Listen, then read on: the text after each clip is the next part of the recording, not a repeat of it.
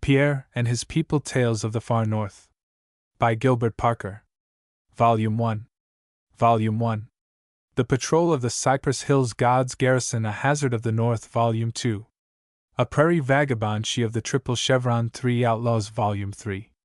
Sean McGann's Toboggan Ride, Pear Champagne, The Scarlet Hunter, The Stone, Volume 4. The Tall Master, The Crimson Flag, The Flood in Pippi Valley, Volume 5.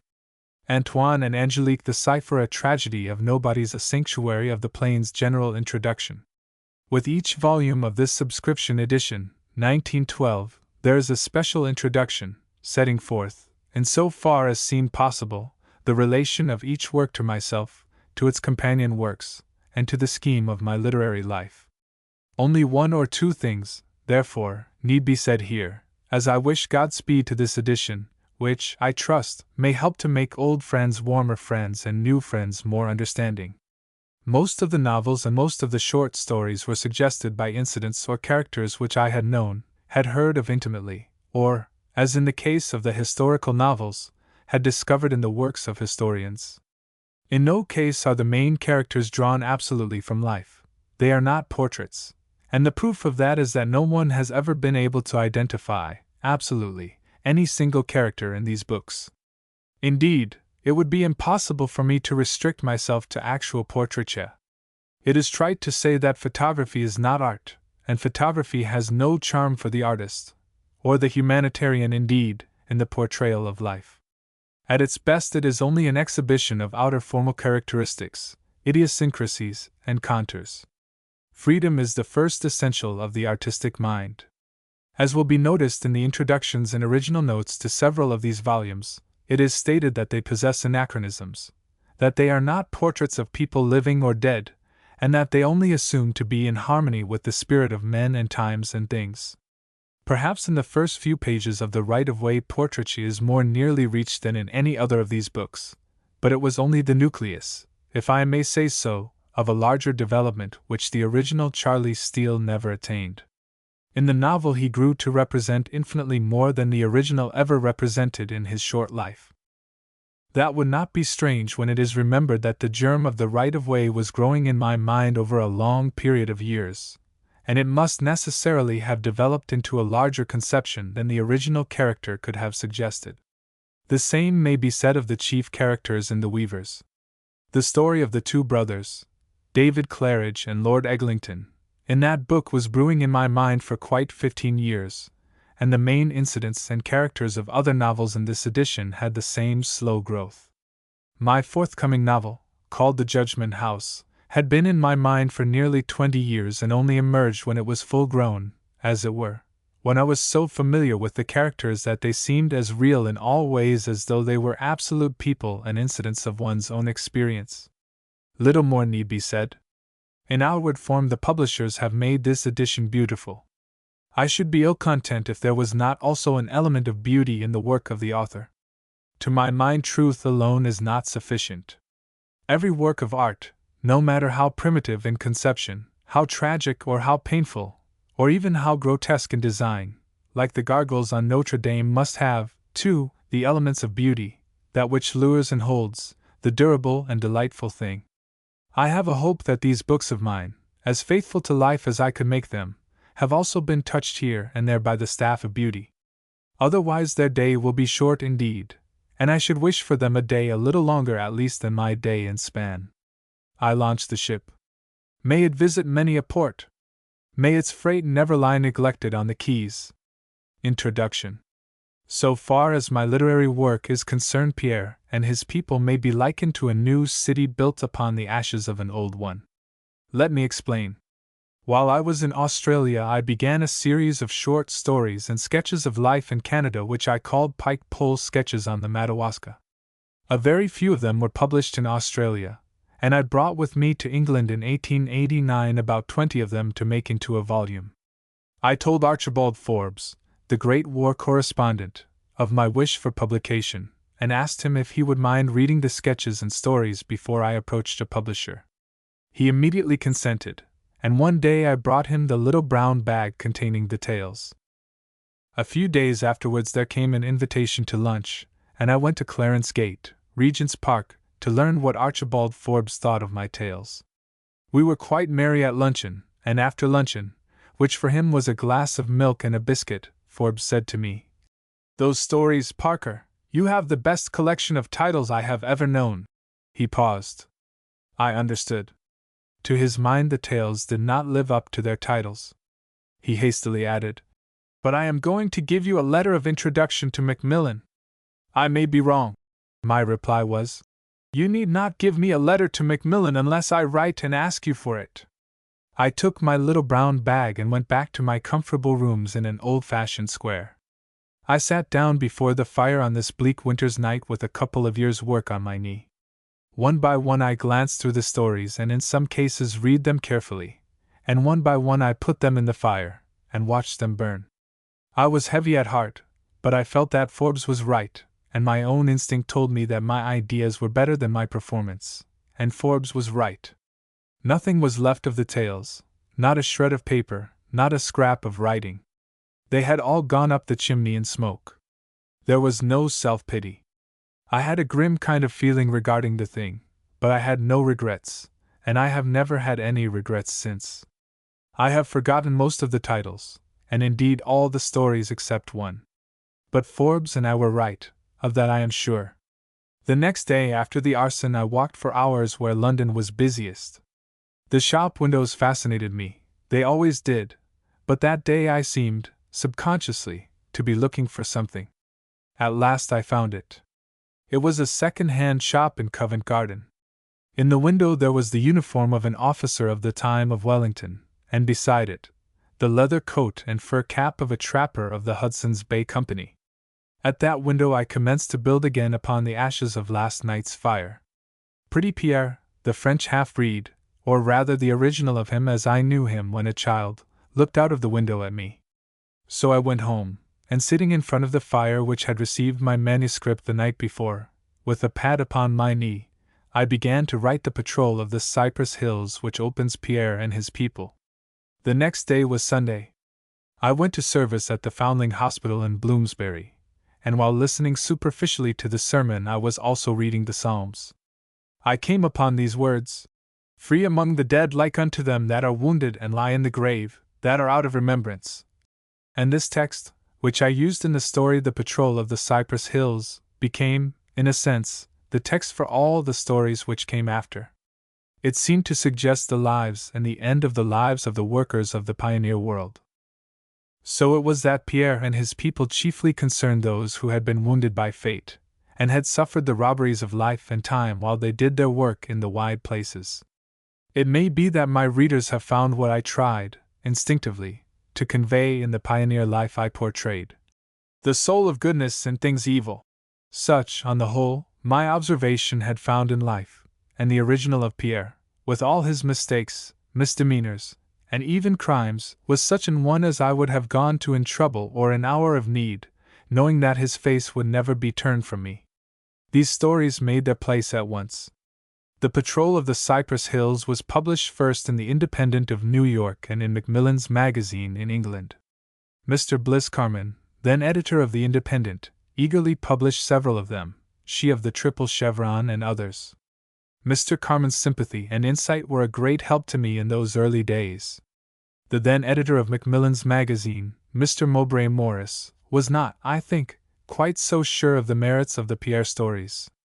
He published them, but he was a little credulous regarding them, and he did not pat me on the back by any means. There was one, however, who made the best that is in Pierre and His People possible. This was the unforgettable W. E. Henley, editor of the National Observer. One day at a sitting I wrote a short story called Antoine and Angelique, and sent it to him almost before the ink was dry. The reply came by return of post. "It is almost, or quite, as good as can be. Send me another." So forthwith I sent him God's Garrison, and it was quickly followed by The Three Outlaws, The Tall Master, The Flood, The Cipher, A Prairie Vagabond, and several others. At length came The Stone, which brought a telegram of congratulation, and finally The Crimson Flag. The acknowledgment of that was a postcard containing these all too flattering words: "Bravo, Balzac!" Henley would print what no other editor would print, he gave a man his chance to do the boldest thing that was in him, and I can truthfully say that the doors which he threw open gave freedom to an imagination and an individuality of conception, for which I can never be sufficiently grateful. These stories and others which appeared in the National Observer, in Macmillan's, in the English Illustrated Magazine, and others made many friends, so that when the book at length came out it was received with generous praise, though not without some criticism. It made its place, however, at once, and later appeared another series, called An Adventure of the North, or, as it is called in this edition, A Romany of the Snows. Through all the 20 stories of this second volume the character of Pierre moved, and by the time the last was written there was scarcely an important magazine in the English-speaking world which had not printed one or more of them. Whatever may be thought of the stories themselves, or of the manner in which the life of the far north was portrayed, of one thing I am sure: Pierre was true to the life, to his race, to his environment, to the conditions of pioneer life through which he moved. When the book first came out there was some criticism from Canada itself, but that criticism has long since died away, and it never was determined. Plays have been founded on the Pierre series, and one in particular, Pierre of the Plains, had a considerable success, with Mr. Edgar Selwyn, the adapter, in the main part. I do not know whether, if I were to begin again, I should have written all the Pierre stories in quite the same way.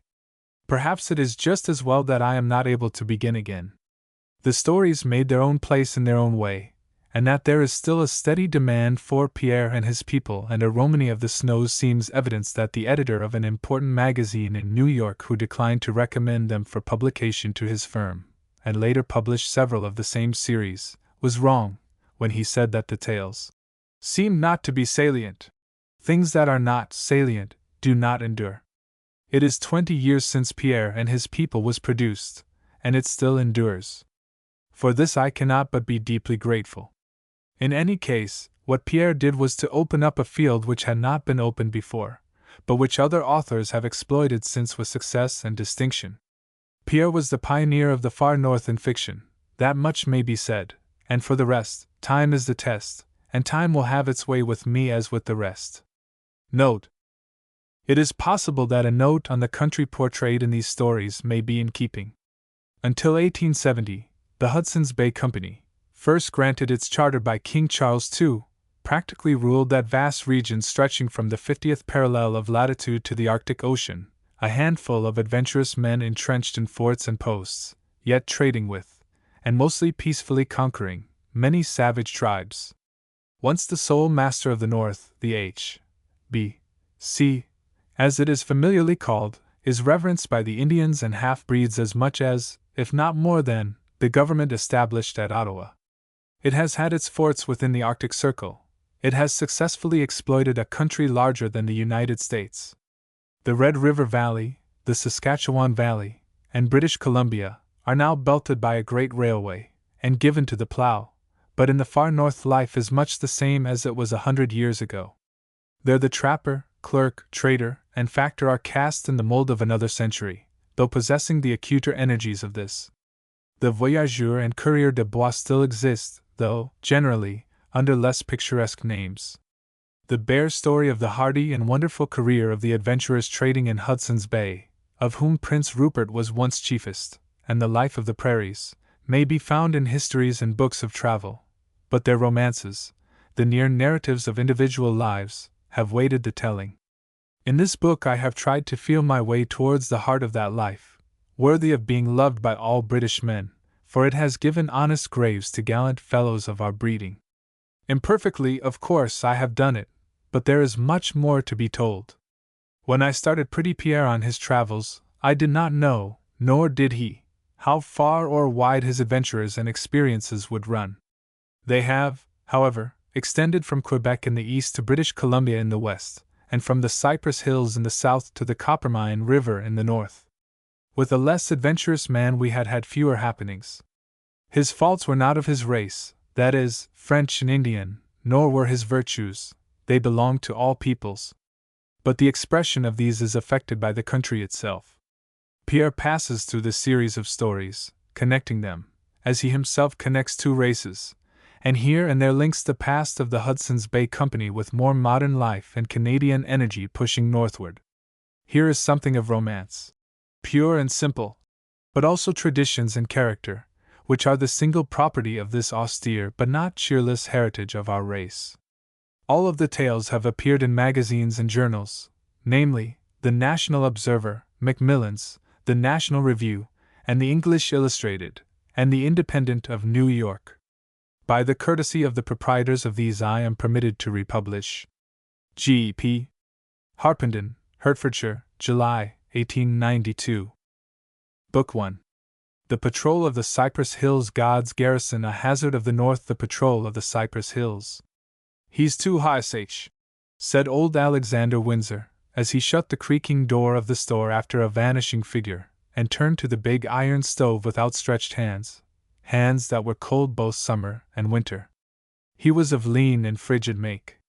Sergeant Phones is too high, Sach, he repeated, as he pulled out the damper and cleared away the ashes with the iron poker. Pretty Pierre blew a quick, straight column of cigarette smoke into the air, tilted his chair back, and said, I do not know what you mean by high, Sach, but he is the devil. Well, there was more than one devil made sometime in the Northwest. He laughed softly. That gives you a chance in history, Pretty Pierre, said a voice from behind a pile of woolen goods and buffalo skins in the center of the floor. The owner of the voice then walked to the window. He scratched some frost from the pane and looked out to where the trooper in dogskin coat, gauntlets and cap, was mounting his bronco. The old man came and stood near the young man, the owner of the voice, and said again, He's too high, Sach. Harsh you mean, father, added the other. Yes, harsh you mean, old Brown Windsor, quite harsh, said Pierre. Alexander Windsor, storekeeper and general dealer, was sometimes called Old Brown Windsor, and sometimes Old Alec, to distinguish him from his son, who was known as Young Alec. As the old man walked back again to the stove to warm his hands, young Alec continued, He does his duty, that's all. If he doesn't wear kid gloves while at it, it's his choice. He doesn't go beyond his duty. You can bank on that. It would be hard to exceed that way out here. True, young Alec, so true, but then he wears gloves of iron, of ice. That is not good. Sometime the glove will be too hard and cold on a man's shoulder, and then, well, I should like to be there, said Pierre, showing his white teeth. Old Alec shivered, and held his fingers where the stove was red hot. The young man did not hear this speech. From the window he was watching Sergeant Phones as he rode towards the big divide. Presently he said, He's going towards Humphrey's place. He stopped, bent his brows, caught one corner of his slight mustache between his teeth, and did not stir a muscle until the sergeant had passed over the divide. Old Alec was meanwhile dilating upon his theme before a passive listener. But Pierre was only passive outwardly. Besides hearkening to the father's complaints, he was closely watching the son. Pierre was clever, and a good actor. He had learned the power of reserve and outward immobility. The Indian in him helped him there. He had heard what young Alec had just muttered, but to the man of the cold fingers he said, You keep good whiskey in spite of the law and the iron glove, old Alec. To the young man. And you can drink it so free, young Alec? The half-breed looked out of the corners of his eyes at the young man, but he did not raise the peak of his fur cap in doing so, and his glances askance were not seen. Young Alec had been writing something with his fingernail on the frost of the pane, over and over again. When Pierre spoke to him thus he scratched out the word he had written, with what seemed unnecessary force. But in one corner it remained. Mab, Pierre added, that is what they say at Humphrey's ranch. Who says that at Humphrey's? Pierre, you lie, was the sharp and threatening reply. The significance of this last statement had been often attested on the prairies by the piercing emphasis of a six-chambered revolver. It was evident that young Alec was in earnest. Pierre's eyes glowed in the shadow, but he idly replied, I do not remember quite who said it. Well, mon ami, perhaps I lie, perhaps. Sometimes we dream things, and these dreams are true. You call it a lie. Bien, Sergeant Phones, he dreams perhaps old Alec sells whiskey against the law to men you call whiskey runners, sometimes to Indians and half-breeds like Pretty Pierre. That was a dream of Sergeant Phone's, but you see he believes it true. It is good sport, eh? Will you not take, what is it, a silent partner? Yes, a silent partner, old Alec. Pretty Pierre has spare time, a little, to make money for his friends and for himself, eh? When did not Pierre have time to spare? He was a gambler. Unlike the majority of half-breeds, he had a pronounced French manner, nonchalant and debonair. The Indian in him gave him coolness and nerve. His cheeks had a tinge of delicate red under their whiteness, like those of a woman. That was why he was called Pretty Pierre. The country had, however, felt a kind of weird menace in the name. It was used to snakes whose rattle gave notice of approach or signal of danger. But Pretty Pierre was like the death adder, small and beautiful, silent and deadly. At one time he had made a secret of his trade, or thought he was doing so. In those days he was often to be seen at David Humphrey's home, and often in talk with Mab Humphrey. But it was there one night that the man who was H gave him his true character, with much candor and no comment. Afterwards Pierre was not seen at Humphrey's ranch. Men prophesied that he would have revenge some day on Sergeant Phones, but he did not show anything on which this opinion could be based. He took no umbrage at being called Pretty Pierre the Gambler, but for all that he was possessed of a devil. Young Alec had inherited some money through his dead mother from his grandfather, a Hudson's Bay factor. He had been in the East for some years, and when he came back he brought his little pile and an impressionable heart with him. The former Pretty Pierre and his friends set about to win. The latter, Mab Humphrey, won without the trying. Yet Mab gave young Alec as much as he gave her. More. Because her love sprang from a simple, earnest, and uncontaminated life. Her purity and affection were being played against Pierre's designs and young Alec's weakness. With Alec, cards and liquor went together. Pierre seldom drank. But what of Sergeant Phones? If the man that knew him best, the commandant, had been asked for his history, the reply would have been 5 years in the service, rigid disciplinarian, best non-commissioned officer on the patrol of the Cypress Hills. That was all the commandant knew. A soldier-policeman's life on the frontier is rough, solitary, and severe. Active duty and responsibility are all that make it endurable. To few is it fascinating. A free and thoughtful nature would, however, find much in it, in spite of great hardships, to give interest and even pleasure. The sense of breadth and vastness, and the inspiration of pure air could be a very gospel of strength, beauty, and courage to such an one, for a time. But was Sergeant Phones such an one? The commandant's scornful reply to a question of the kind would have been, "He is the best soldier on the patrol." And so with hard gallops here and there after the refugees of crime or misfortune, or both, who fled before them like deer among the passes of the hills, and like deer at bay, often fought like demons to the death, with border watchings, and protection and care and vigilance of the Indians, with hurried marches at sunrise, the thermometer at 50 degrees below zero often in winter, and open camps beneath the stars. And no camp at all, as often as not, winter and summer, with rough barrack fun, and parade and drill and guard of prisoners, and with chances now and then to pay homage to a woman's face, the mounted force grew full of the spirit of the West and became brown, valiant, and hardy, with wind and weather. Perhaps some of them longed to touch, oftener than they did, the hands of children, and to consider more the faces of women, for hearts are hearts even under a belted coat of red on the 50th parallel, but men of nerve do not blazon their feelings. No one would have accused Sergeant Phones of having a heart. Men of keen discernment would have seen in him the little Bismarck of the mounted police. His name carried farther on the Cypress Hills patrol than any other, and yet his officers could never say that he exceeded his duty, or enlarged upon the orders he received. He had no sympathy with crime. Others of the force might wink at it, but his mind appeared to sit severely upright upon the cold platform of penalty, in beholding breaches of the statutes. He would not have reigned upon the unjust as the just if he had had the directing of the heavens. As Private Galatly put it, Sergeant Phones has the fear o' God in his heart, and the law of the land across his saddle, and the newest breech loading at that. He was part of the great machine of order, the servant of justice, the sentinel in the vestibule of martial law.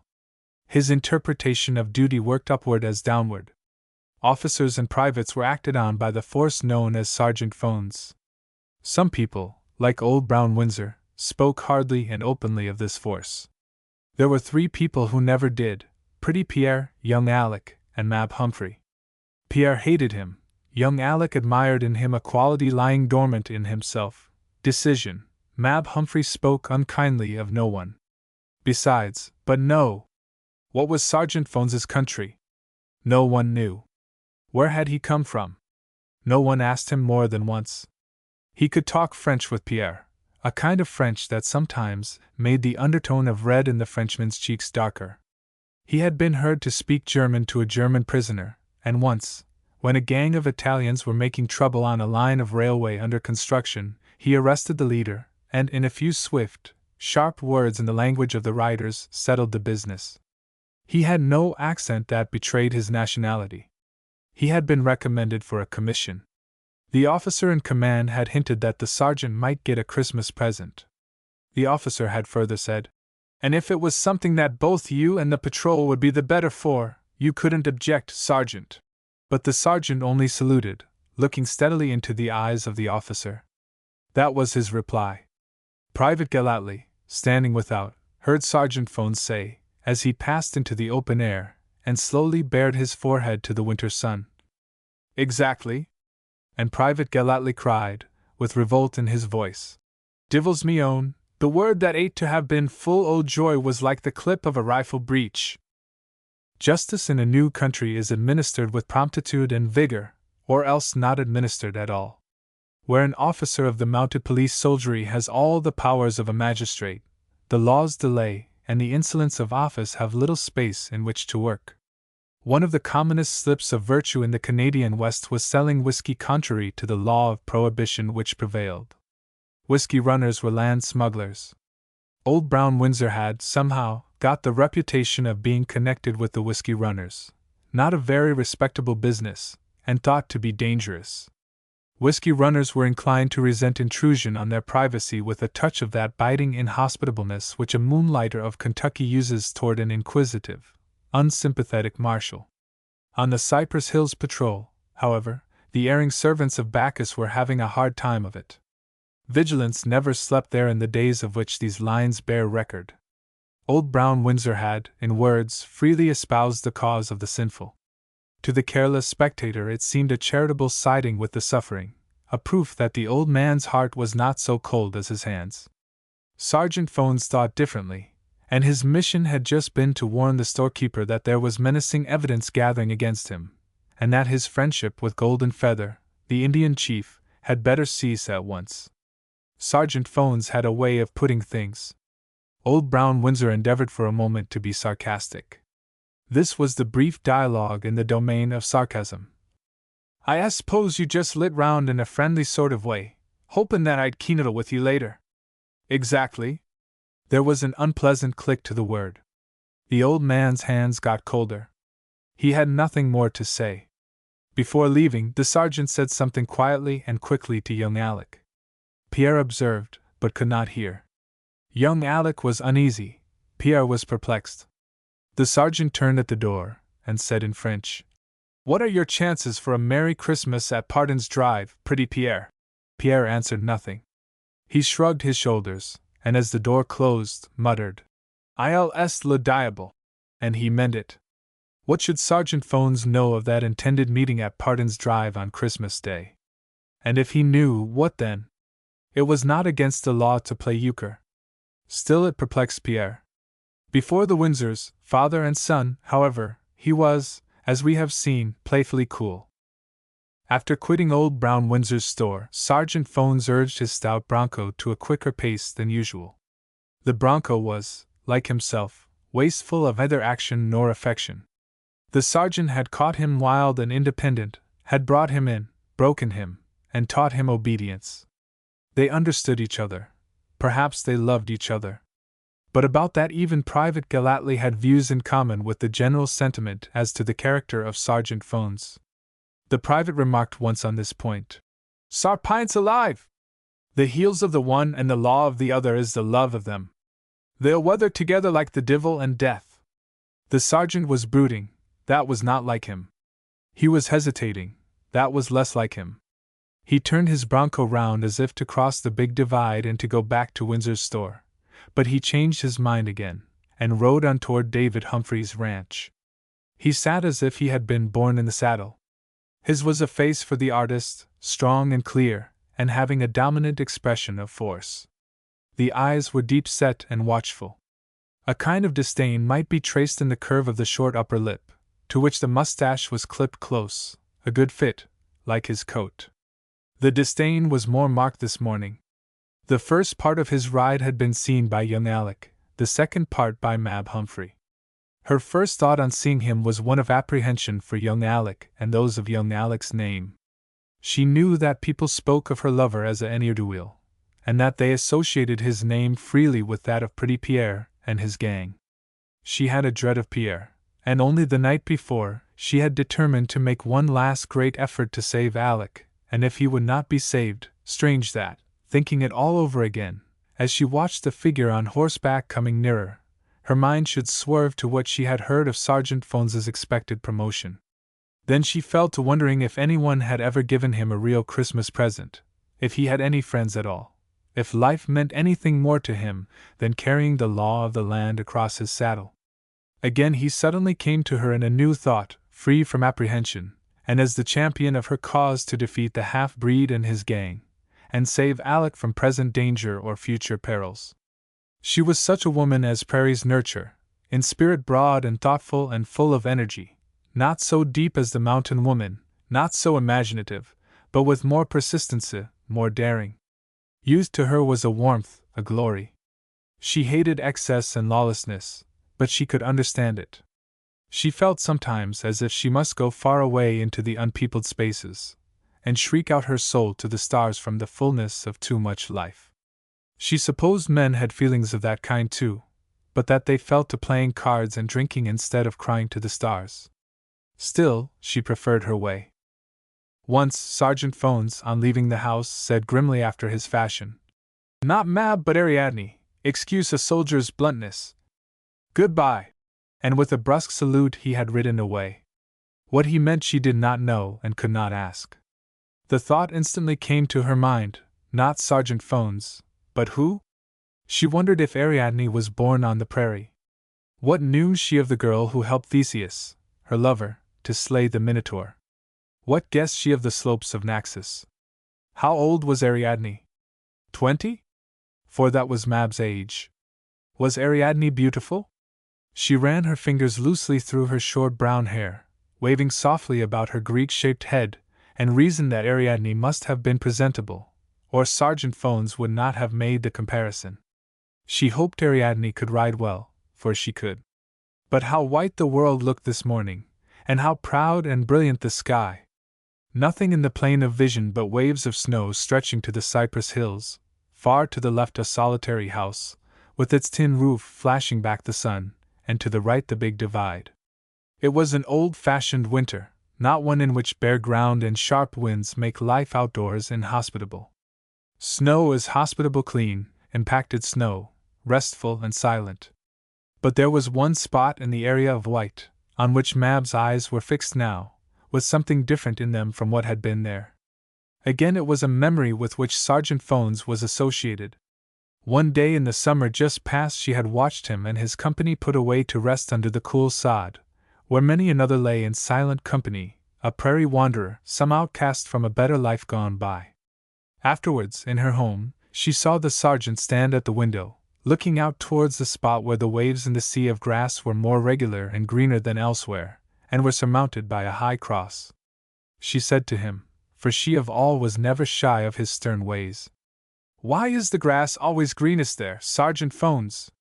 He knew what she meant, and slowly said, "It is the barracks of the free." She had no views of life save those of duty and work and natural joy and loving a ne'er-do-weel, and she said, "I do not understand that." And the sergeant replied, "Free among the dead like unto them that are wounded and lie in the grave, who are out of remembrance." But Mab said again, "I do not understand that either." The sergeant did not at once reply. He stepped to the door and gave a short command to someone without, and in a moment his company was mounted in line. Handsome, dashing fellows, one the son of an English nobleman, one the brother of an eminent Canadian politician, one related to a celebrated English dramatist. He ran his eye along the line, then turned to Mab, raised his cap with machine-like precision, and said, "No, I suppose you do not understand that.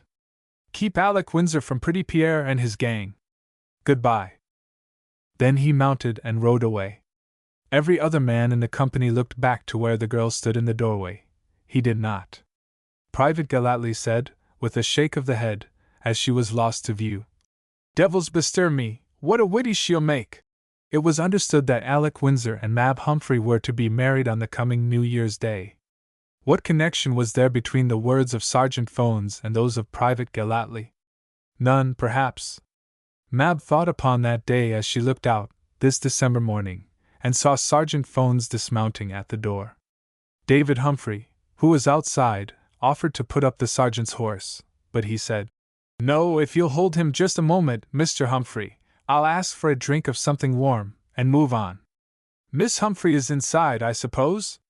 She'll give you a drink of the best to be had on your patrol, Sergeant," was the laughing reply. "Thanks for that, but tea or coffee is good enough for me," said the sergeant. Entering, the coffee was soon in the hand of the hardy soldier. Once he paused in his drinking and scanned Mab's face closely. Most people would have said the sergeant had an affair of the law in hand, and was searching the face of a criminal. But most people are not good at interpretation. Mab was speaking to the chore girl at the same time and did not see the look. If she could have defined her thoughts when she, in turn, glanced into the sergeant's face, a moment afterwards she would have said, "Austerity fills this man. Isolation marks him for its own." In the eyes were only purpose, decision, and command. Was that the look that had been fixed upon her face a moment ago? It must have been. His features had not changed a breath. Mab began their talk. "They say you are to get a Christmas present of promotion, Sergeant Phones. I have not seen it gazetted," he answered enigmatically. "You and your friends will be glad of it. I like the service. You will have more freedom with a commission." He made no reply, but rose and walked to the window, and looked out across the snow, drawing on his gauntlets as he did so. She saw that he was looking where the grass in summer was the greenest. He turned and said, "I am going to barracks now. I suppose young Alec will be in quarters here on Christmas Day, Miss Mab?" "I think so." And she blushed. "Did he say he would be here?" "Yes." "Exactly?" He looked toward the coffee. Then, "Thank you, goodbye. Sergeant? Miss Humphrey, will you not come to us on Christmas Day?" His eyelids closed swiftly and opened again. "I shall be on duty." "And promoted?" "Perhaps." "And merry and happy?" She smiled to herself to think of Sergeant Phones being merry and happy. "Exactly." The word suited him.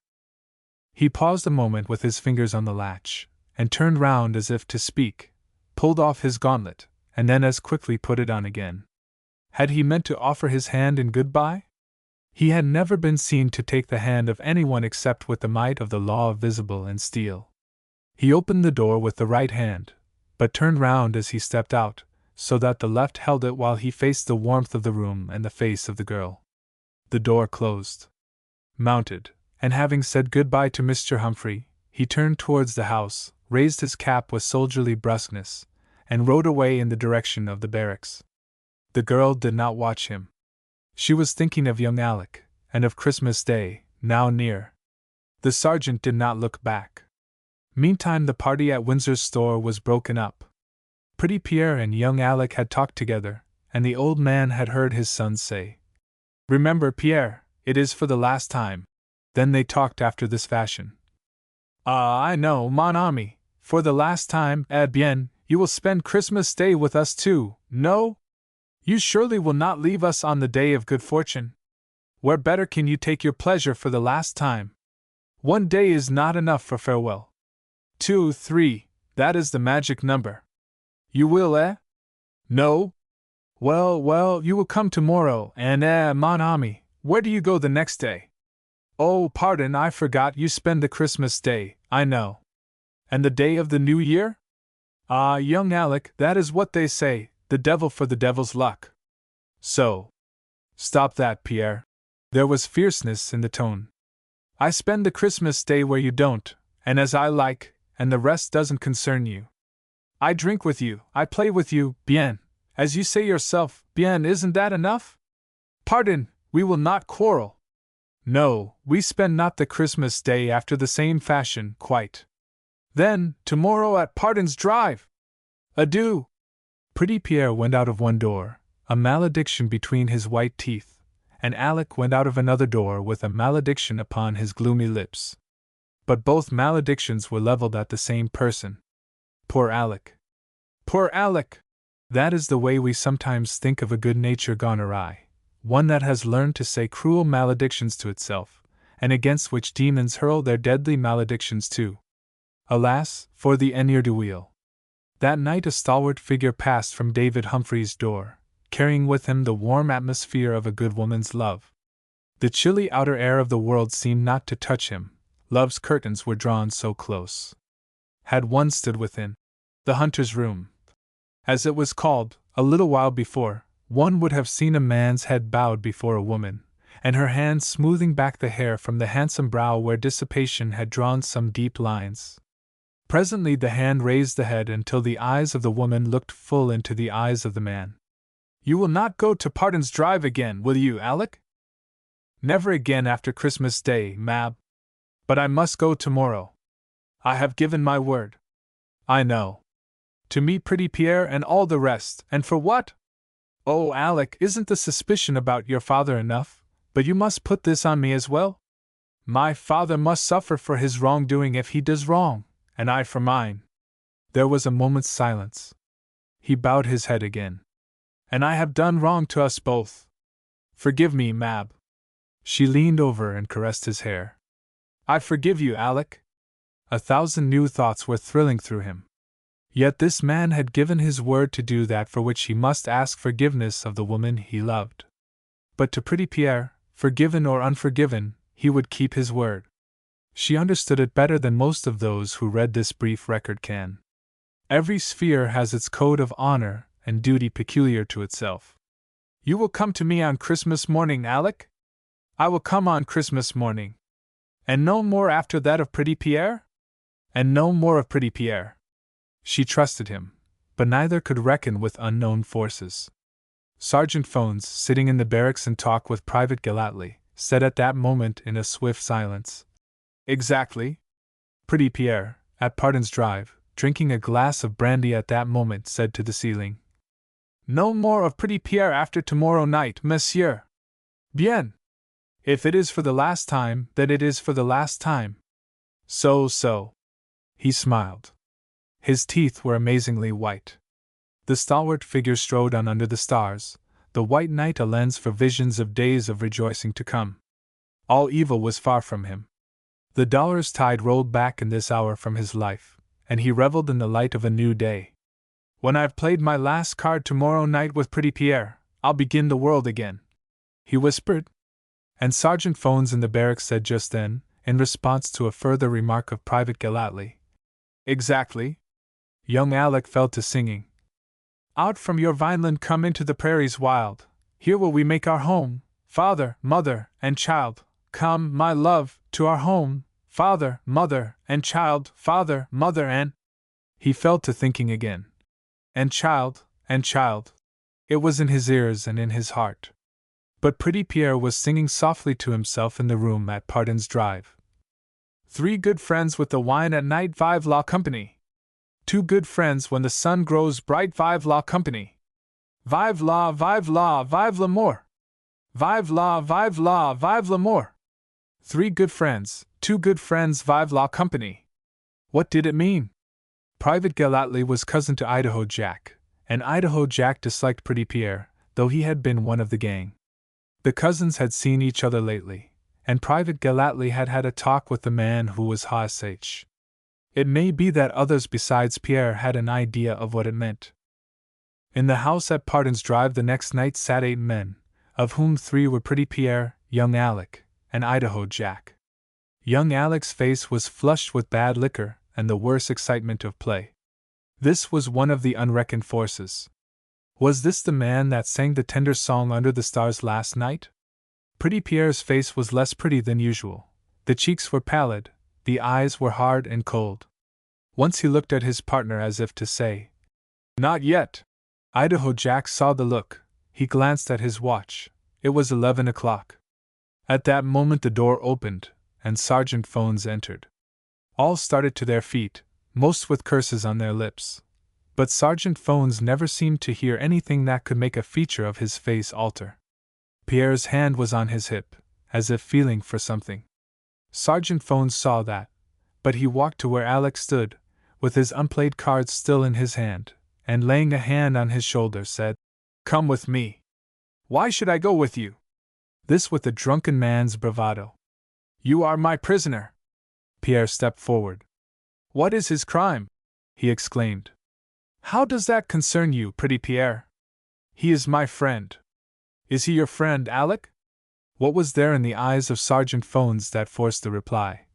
"Tonight, yes, tomorrow, no." "Exactly." "It is near tomorrow. Come." Alec was led towards the door. Once more Pierre's hand went to his hip, but he was looking at the prisoner, not at the sergeant. The sergeant saw, and his fingers were at his belt. He opened the door. Alec passed out. He followed. 2 horses were tied to a post. With difficulty Alec was mounted. Once on the way his brain began slowly to clear, but he grew painfully cold. It was a bitter night. How bitter it might have been for the ne'er-do-well let the words of Idaho Jack, spoken in a long hour's talk next day with Old Brown Windsor, show. Pretty Pierre, after the 2 were gone, said, with a shiver of curses, "Another hour and it would have been done, and no one to blame." He was ready for trouble. His money was nearly finished. A little quarrel easily made, the door would open, and he would pass out. His horse would be gone, he could not come back. He would walk, the air is cold, quite cold, and the snow is a soft bed. He would sleep well and sound, having seen pretty Pierre for the last time. And now, the rest was French and furtive. From that hour Idaho Jack and pretty Pierre parted company. Riding from Pardon's Drive, young Alec noticed at last that they were not going towards the barracks. He said, "Why do you arrest me?" The sergeant replied, "You will know that soon enough. You are now going to your own home. Tomorrow you will keep your word and go to David Humphrey's place. The next day I will come for you. Which do you choose, to ride with me tonight to the barracks and know why you are arrested, or go, unknowing, as I bid you, and keep your word with the girl?" Through Alec's fevered brain, there ran the words of the song he sang before. "Out from your vineland come into the prairies wild. Here will we make our home, father, mother, and child." He could have but one answer. At the door of his home the sergeant left him with the words, "Remember you are on parole." Alec noticed as the sergeant rode away that the face of the sky had changed, and slight gusts of wind had come up. At any other time his mind would have dwelt upon the fact. It did not do so now. Christmas Day came. People said that the fiercest night, since the blizzard day of 1863, had been passed. But the morning was clear and beautiful. The sun came up like a great flower expanding. First the yellow, then the purple, then the red, and then a mighty shield of roses. The world was a blanket of drift, and down, and glistening silver. Mab Humphrey greeted her lover with such a smile as only springs to a thankful woman's lips. He had given his word and had kept it, and the path of the future seemed surer. He was a prisoner on parole, still that did not depress him. Plans for coming days were talked of, and the laughter of many voices filled the house. The ne'er-do-well was clothed and in his right mind. In the hunter's room the noblest trophy was the heart of a repentant prodigal. In the barracks that morning a gazetted notice was posted, announcing, with such technical language as is the custom, that Sergeant Phones was promoted to be a lieutenant in the mounted police force of the Northwest Territory. When the officer in command sent for him he could not be found. But he was found that morning, and when Private Galatly, with a warm hand, touching the glove of iron and ice, that indeed now said, Sergeant Phones, you are promoted, God help you! He gave no sign. Motionless, stern, erect, he sat there upon his horse, beside a stunted large tree. The bronco seemed to understand, for he did not stir, and had not done so for hours. They could tell that. The bridle rein was still in the frigid fingers, and a smile was upon the face. A smile upon the face of Sergeant Phones. Perhaps he smiled that he was going to the barracks of the free. Free among the dead, like unto them that are wounded and lie in the grave, that are out of remembrance. In the wild night he had lost his way, though but a few miles from the barracks. He had done his duty rigidly in that sphere of life where he had lived so much alone among his many comrades. Had he exceeded his duty once in arresting young Alec? When, the next day, Sergeant Phones lay in the barracks, over him the flag for which he had sworn to do honest service, and his promotion papers in his quiet hand, the two who loved each other stood beside him for many a throbbing minute. And one said to herself, silently, I felt sometimes. But no more words did she say even to herself. Old Alec came in, and walked to where the sergeant slept, wrapped close in that white frosted coverlet which man wears but once. He stood for a moment silent, his fingers numbly clasped. Private Galatly spoke softly. Angels betide me, it's little we knew the great of him till he went away, the pride, and the law, and the love of him. In the tragedy that faced them this Christmas morning one at least had seen the love of him. Perhaps the bronco had known it before. Old Alec laid a palm upon the hand he had never touched when it had life. He's too hsh, he said slowly. Private Galatly looked up wonderingly. But the old man's eyes were wet. God's garrison. 20 years ago there was trouble at Fort O'God. Out of this place we get betwixt the suns, said Gyng the factor. No help that falls abaft tomorrow could save us. Food dwindles, and ammunition's nearly gone, and they'll have the cold steel in our scalp locks if we stay.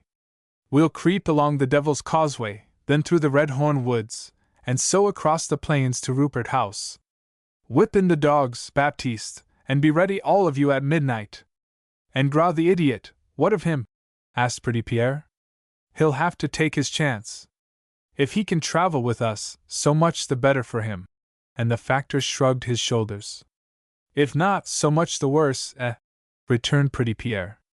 Work the sum out to suit yourself. We've got our necks to save.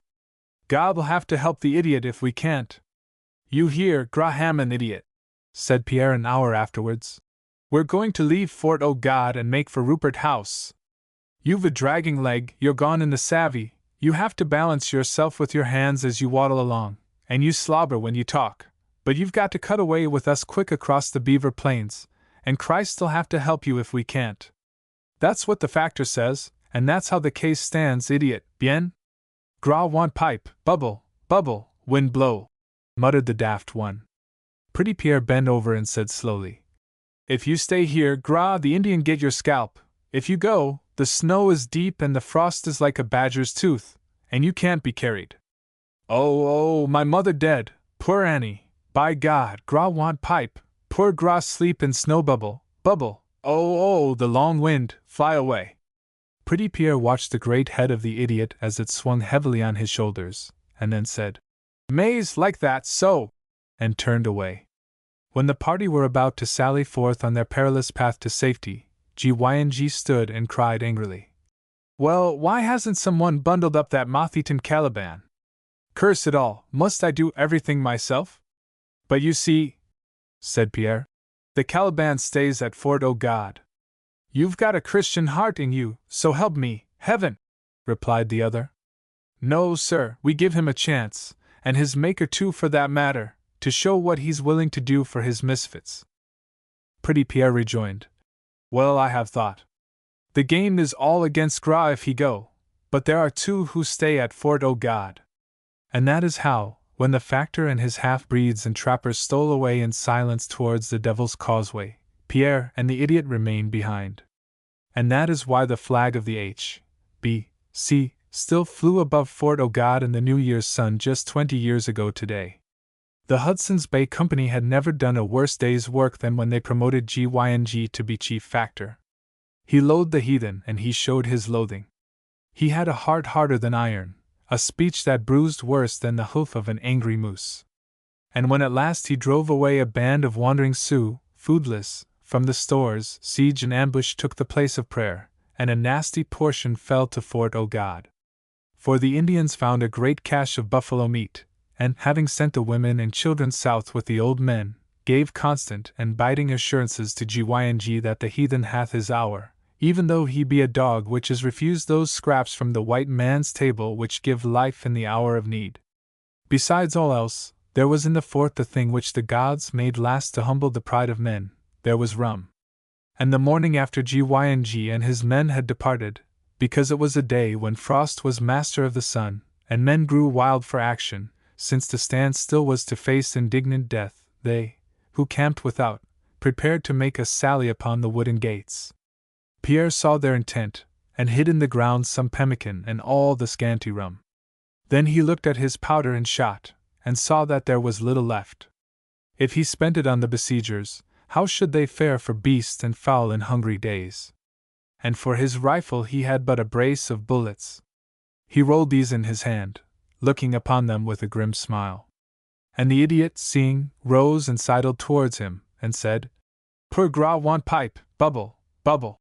Then a light of childish cunning came into his eyes, and he touched the bullets blunderingly, and continued, "Plenty, plenty belongs Gras, give poor Gras pipe, plenty, plenty, give you these." And pretty Pierre after a moment replied, "So that's it, Gras, you've got bullets stowed away? Well, I must have them. It's a one-sided game in which you get the tricks.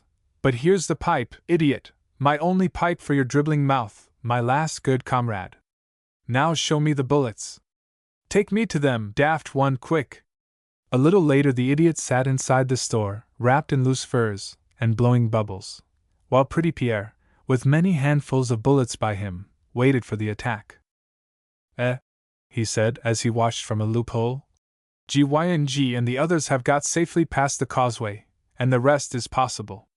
Well, it hurts an idiot as much to die, perhaps, as a half-breed or a factor. It is good to stay here. If we fight, and go out swift like Gras' bubbles, it is the game. If we starve and sleep as did Gras' mother, then it also is the game.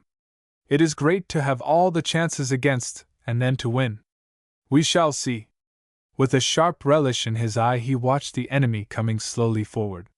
Yet he talked almost idly to himself.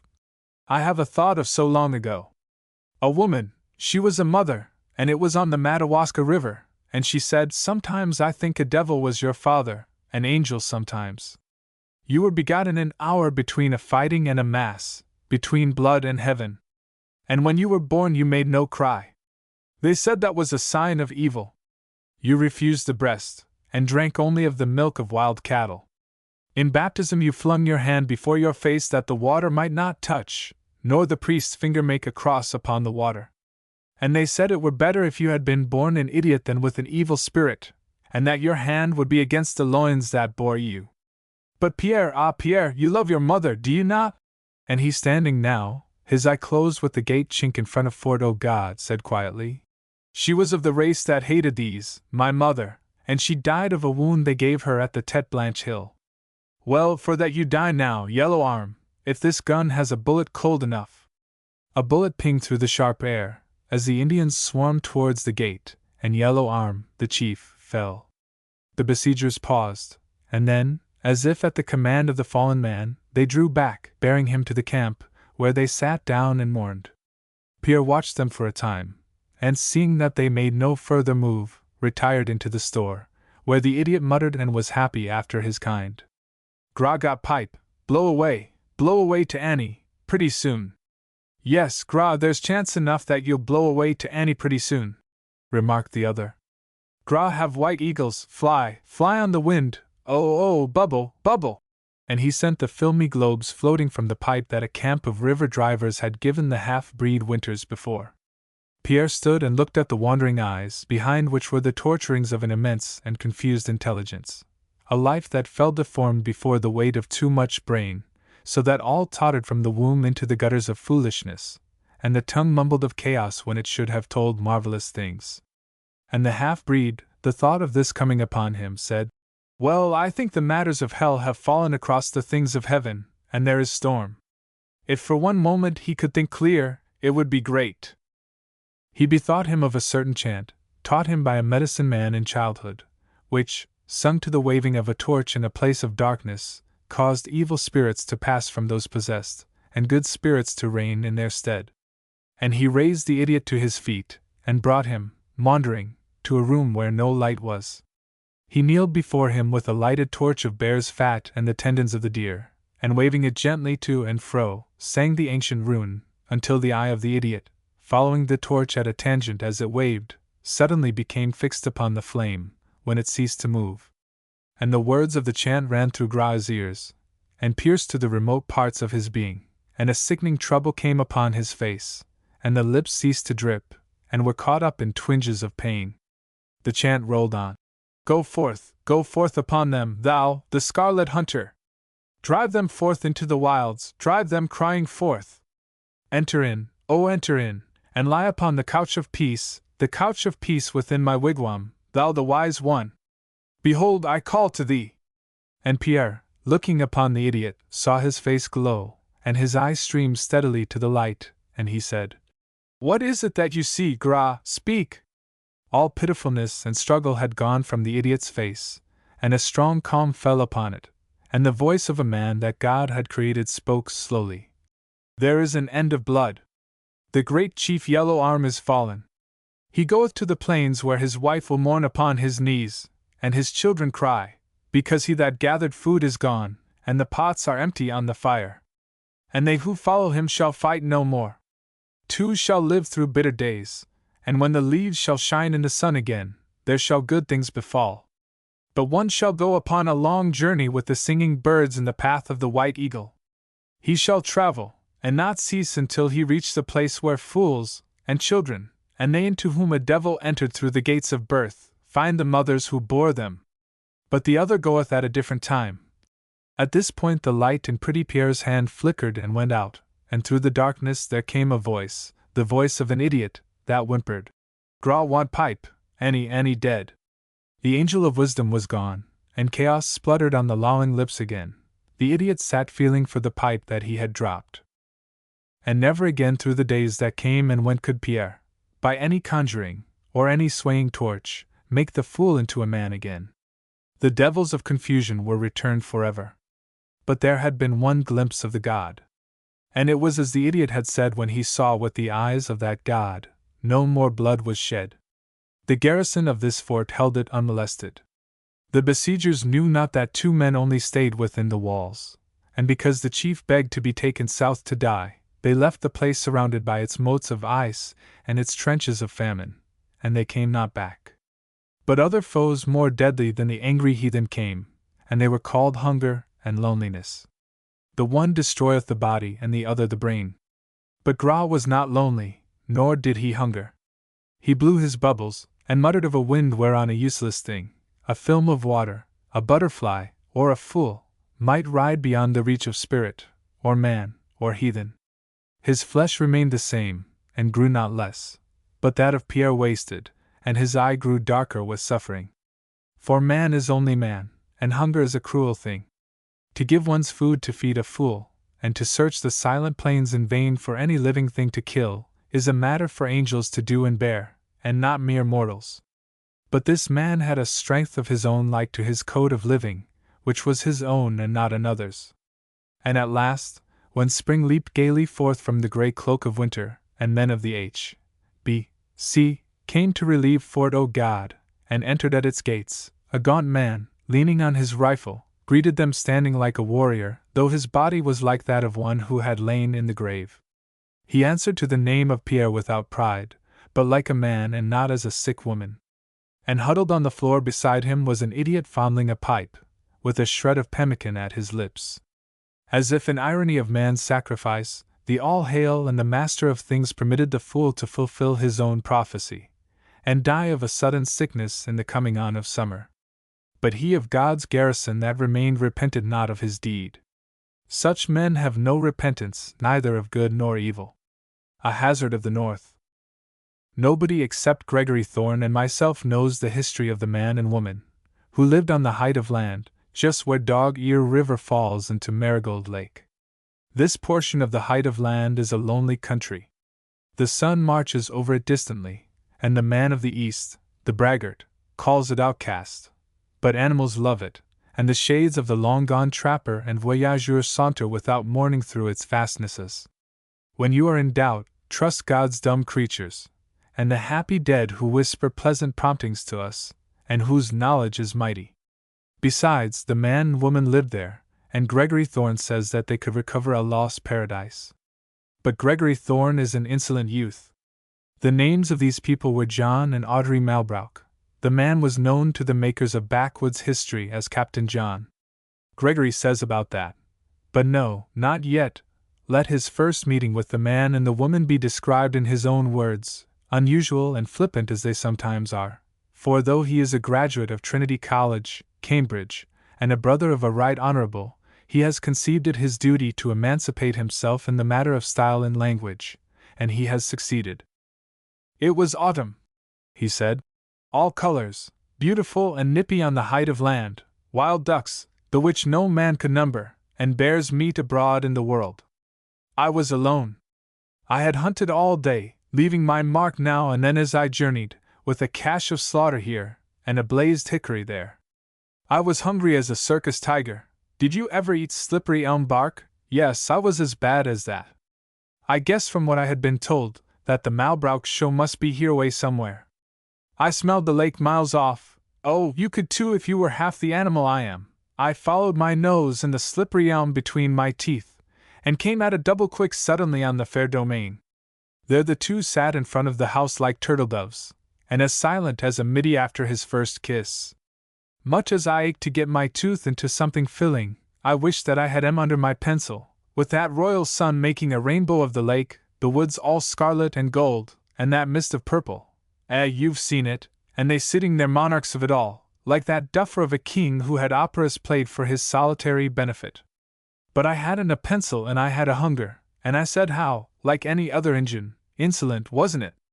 Then the man rose, and he said I was welcome, and she smiled an approving but not very immediate smile, and she kept her seat, my boy, and that was the first thing that set me thinking. She didn't seem to be conscious that there was before her one of the latest representatives from Belgravia, not she. But when I took an honest look at her face, I understood.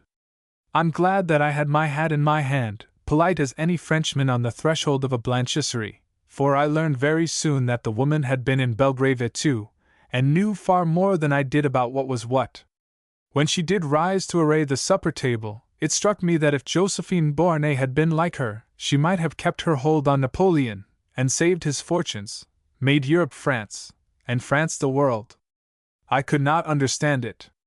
Jimmy Haldane had said to me when I was asking for Malbrook's place on the compass, "Don't put on any side with them, my Greg, or you'll take a day off for penitence." They were both tall and good to look at, even if he was a bit rugged, with neck all wire and muscle, and had big knuckles. But she had hands like those in a picture of Velázquez, with a warm whiteness and educated, that's it, educated hands. She wasn't young, but she seemed so. Her eyes looked up and out at you earnestly, yet not inquisitively, and more occupied with something in her mind than with what was before her. In short, she was a lady, not one by virtue of a visit to the gods that rule o'er Buckingham Palace, but by the claims of good breeding and long descent. She puzzled me, eluded me, she reminded me of someone, but who? Someone I liked, because I felt a thrill of admiration whenever I looked at her, but it was no use, I couldn't remember. I soon found myself talking to her according to St. James, the palace, you know, and at once I entered a bet with my beloved aunt the Dowager, who never refuses to take my offer though she seldom wins, and she's 10,000 miles away, and has to take my word for it, that I should find out the history of this man and woman before another Christmas morning, which wasn't more than 2 months off. You know whether or not I won it, my son. I had frequently hinted to Gregory that I was old enough to be his father, and that in calling me his son, his language was misplaced, and I repeated it at that moment. He nodded good-humoredly, and continued. I was born insolent, my ancestor. Well, after I had cleared a space at the supper table, and had, with permission, lighted my pipe, I began to talk. Oh yes, I did give them a chance occasionally. Don't interrupt. I gossiped about England, France, the universe. From the brief comments they made, I saw they knew all about it, and understood my social argot, all but a few words. Is there anything peculiar about any of my words? After having exhausted Europe and Asia, I discussed America, talked about Quebec, the folklore of the French Canadians, the voyagers from old Maisonneuve down. All the history I knew I rallied, and was suddenly bowled out. For Malbrouck followed my trail from the time I began to talk, and in 10 minutes he had proved me to be a baby in knowledge, an emaciated baby. He eliminated me from the equation. He first tripped me on the training of naval cadets, then on the Crimea, then on the taking of Quebec, then on the Franco-Prussian War, then, with a sudden roundup, on India. I had been trusting to vague outlines of history. I felt when he began to talk that I was dealing with a man who not only knew history, but had lived it. He talked in the fewest but directest words, and waxed eloquent in a blunt and colossal way. But seeing his wife's eyes fixed on him intently, he suddenly pulled up, and no more did I get from him on the subject. He stopped so suddenly that in order to help over the awkwardness, though I'm not really sure there was any, I began to hum a song to myself. Now, upon my soul, I didn't think what I was humming. It was some subterranean association of things, I suppose, but that doesn't matter here. I only stated to clear myself of any unnecessary insolence. These were the words I was maundering with this noble voice of mine. The news I bring, fair lady, will make your tears run down. Put off your rose-red dress so fine and doff your satin gown. Monsieur Malbrouck is dead, alas! And buried too, for I saw 4 officers who bore his mighty corse away. We saw above the laurels his soul fly forth amain, and each one fell upon his face and then rose up again. And so we sang the glories, for which great Malbrouck bled. Myronton, Myronton, Myrontain, great Malbrouck, he is dead. I felt the silence grow peculiar, uncomfortable. I looked up. Mrs. Malbrouck was rising to her feet with a look in her face that would make angels sorry, a startled, sorrowful thing that comes from a sleeping pain. What an ass I was! Why, the man's name was Malbrouck. Her name was Malbrouck. Awful insolence! But surely there was something in the story of the song itself that had moved her. As I afterward knew, that was it. Malbrouck sat still and unmoved, though I thought I saw something stern and masterful in his face as he turned to me. But again instantly his eyes were bent on his wife with a comforting and affectionate expression. She disappeared into the house. Hoping to make it appear that I hadn't noticed anything, I dropped my voice a little and went on, intending, however, to stop at the end of the verse. Malbrouck has gone a-fighting, Myronton, Myronton, Myrontain.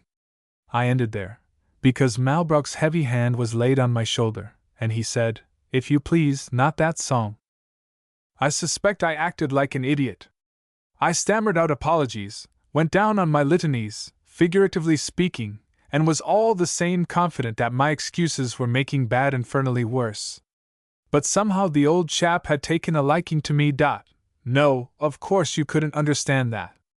Not that he was so old, you know, but he had the way of retired royalty about him, as if he had lived life up to the hilt, and was all pulse and granite. Then he began to talk in his quiet way about hunting and fishing, about stalking in the highlands and tiger hunting in India, and wound up with some wonderful stuff about moose hunting, the sport of Canada. This made me itch like sin, just to get my fingers on a trigger, with a full moose yard in view. I can feel it now, the bound in the blood as I caught at Malbrouck's arm and said, By George, I must kill moose, that's sport for Vikings, and I was meant to be a Viking, or a gladiator. Malbrouck at once replied that he would give me some moose hunting in December if I would come up to Marigold Lake. I couldn't exactly reply on the instant, because, you see, there wasn't much chance for board and lodging thereabouts, unless, but he went on to say that I should make his house my public. Perhaps he didn't say it quite in those terms, that he and his wife would be glad to have me. With a couple of Indians we could go northwest, where the moose yards were, and have some sport both exciting and prodigious. Well, I'm a muff, I know, but I didn't refuse that. Besides, I began to see the safe side of the bet I had made with my aunt, the dowager, and I was more than pleased with what had come to pass so far. Lucky for you, too, you yarn spinner, that the thing did develop so, or you wouldn't be getting fame and shekels out of the results of my story. Well, I got one thing out of the night's experience, and it was that the Malbrauks were no plebs, that they had had their day where plates are blue and gold and the spoons are solid coin.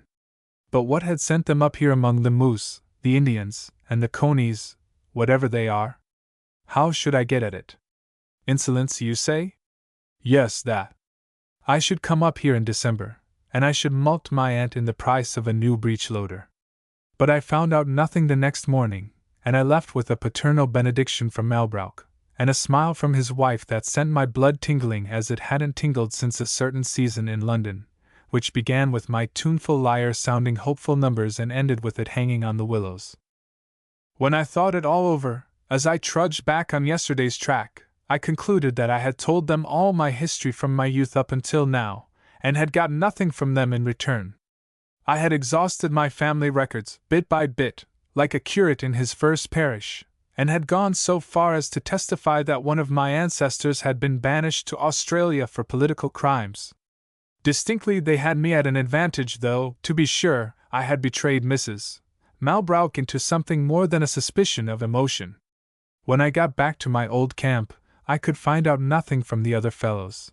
But Jacques Pontiac told me that his old mate, Pretty Pierre, who in recent days had fallen from grace, knew something of these people that no one else guessed, because he had let them a part of his house in the parish of St. Genevieve in Quebec years before.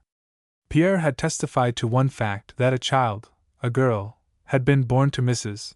Malbrouk in his house, but all further knowledge he had withheld.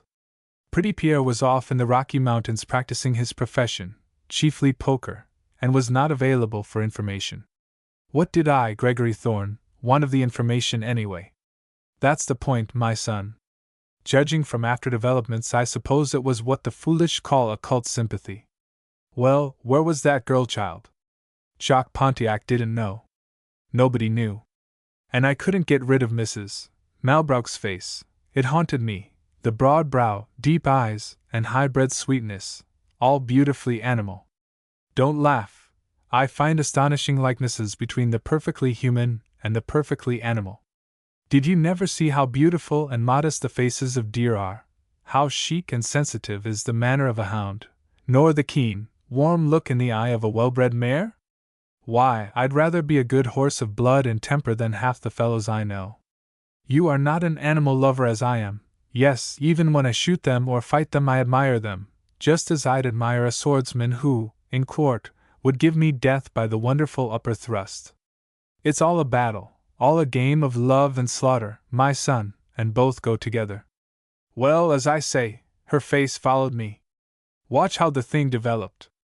By the prairie track I went over to Fort Desire, near the Rockies, almost immediately after this, to see about buying a ranch with my old chum at Trinity, Polly Cliff Shaw, Polydor, you know.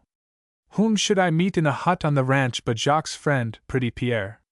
This was luck, but he was not like Jacques Pontiac. He was secretive as a Buddhist deity. He had a good many of the characteristics that go to a fashionable diplomatist, clever, wicked, cool, and in speech doing the vanishing trick just when you wanted him. But my star of fortune was with me. One day Silverbottle, an Indian, being in a murderous humor, put a bullet in Pretty Pierre's leg, and would have added another, only I stopped it suddenly. While in his bed he told me what he knew of the Malbrouks. This is the fashion of it. John and Audrey Malbrouk had come to Quebec in the year 1865, and sojourned in the parish of St. Genevieve, in the house of the mother of Pretty Pierre. Of an inquiring turn of mind, the French half-breed desired to know concerning the history of these English people, who, being poor, were yet gentle, and spoke French with a grace and accent which was to the French-Canadian patois as Shakespeare's English is to that of Seven Dials. Pierre's methods of inquisitiveness were not strictly dishonest. He did not open letters, he did not besiege dispatch boxes, he did not ask impudent questions, he watched and listened. In his own way he found out that the man had been a soldier in the ranks, and that he had served in India. They were most attached to the child, whose name was Marguerite. One day a visitor, a lady, came to them. She seemed to be the cause of much unhappiness to Mrs. Malbrouck, and Pierre was alert enough to discover that this distinguished-looking person desired to take the child away with her. To this the young mother would not consent, and the visitor departed with some chillingly polite phrases, part English, part French, beyond the exact comprehension of Pierre, and leaving the father and mother and little Marguerite happy. Then, however, these people seemed to become suddenly poorer, and Malbrouck began farming in a humble, but not entirely successful way. The energy of the man was prodigious, but his luck was sardonic. Floods destroyed his first crops, prices ran low, debt accumulated, foreclosure of mortgage occurred, and Malbrouck and the wife and child went west. 5 years later, pretty Pierre saw them again at Marigold Lake, Malbrouck as agent for the Hudson's Bay Company, still poor, but contented. It was at this period that the former visitor again appeared, clothed in purple and fine linen, and, strange as it may seem, succeeded in carrying off the little child, leaving the father and mother broken, but still devoted to each other. Pretty Pierre closed his narration with these words, Bien, that Malbrouck, he is great. I have not much love of men, but he, well, if he say, See, Pierre, I go to the home of the White Bear in the winter that never ends. Perhaps we come back, perhaps we die, but there will be sport for men. Voila, I would go. To know one strong man in this world is good. Perhaps sometime I will go to him. Yes, Pierre, the gambler, will go to him, and say, It is good for the wild dog that he lived near the lion. And the child, she was beautiful, she had a light heart and a sweet way. It was with this slight knowledge that Gregory Thorne set out on his journey over the great Canadian prairie to Marigold Lake, for his December moose hunt.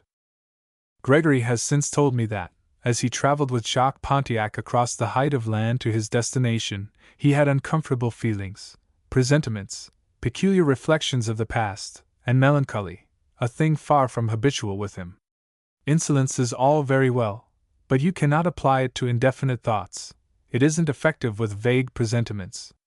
And when Gregory's insolence was taken away from him, he was very like other mortals. Virtue had gone out of him. His brown cheek and frank eye had lost something of their charm. It was these unusual broodings that worried him. He waked up suddenly one night calling, Margaret! Margaret! Like any childlike lover. And that did not please him. He believed in things that, as he said himself, he could get between his fingers. He had little sympathy with morbid sentimentalities.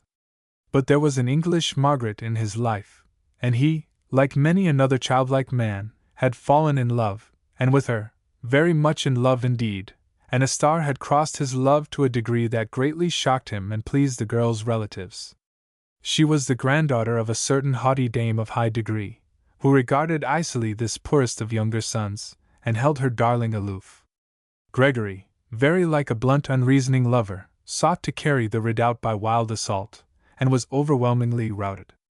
The young lady, though finding some avowed pleasure in his company, accompanied by brilliant misunderstanding of his advances and full-front speeches, had never given him enough encouragement to warrant his playing young Lochinvar in Park Lane, and his cup became full when, at the close of the season, she was whisked off to the seclusion of a country seat, whose walls to him were impregnable.